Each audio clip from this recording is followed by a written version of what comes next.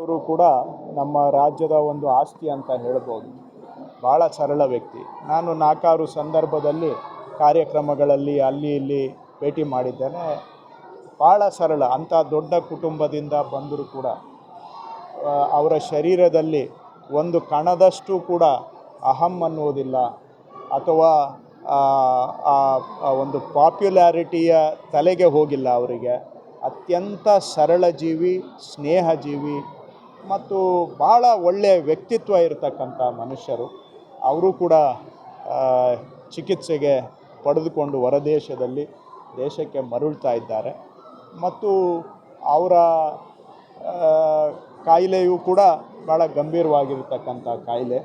So ಹಾಗಾಗಿ ಈ ಚಿಕಿತ್ಸೆ ಫಲಪ್ರದವಾಗಿದೆ, ಅವರು ಸಂಪೂರ್ಣವಾಗಿ ಗುಣಮುಖರಾಗುತ್ತಾರೆ ಅನ್ನುವ ಆಶಯವನ್ನು ನಾನು ಇಟ್ಕೊಂಡಿದ್ದೇನೆ. ಮತ್ತು ನಾಡಿನ ಜನತೆಯ ಪರವಾಗಿ ನಾನು ಆಶಿಸ್ತೇನೆ, ಕೋರ್ತೇನೆ, ಅವರು ಸಂಪೂರ್ಣವಾಗಿ ಗುಣಮುಖರಾಗಲಿ.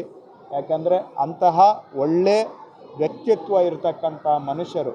ಅವರು ಸಿನಿಮಾ ನಟರು ಅನ್ನೋದು ತೆಗೆದು ಪಕ್ಕಕ್ಕಿಟ್ಟುಬಿಡಿ, ಅಷ್ಟು ದೊಡ್ಡ ಸಿನಿಮಾ ನಟರು ಆದರೂ ಕೂಡ ಅಂಥ ಒಳ್ಳೆ ವ್ಯಕ್ತಿತ್ವ ಇಟ್ಕೊಂಡಿದ್ದಾರಲ್ಲ, ಅಂಥ ಜನ ನಮ್ಮ ಜೊತೆಗೆ ಉಳಿಬೇಕು ಅನ್ನೋದು ನನ್ನ ಆಶಯ. ಧನ್ಯವಾದ.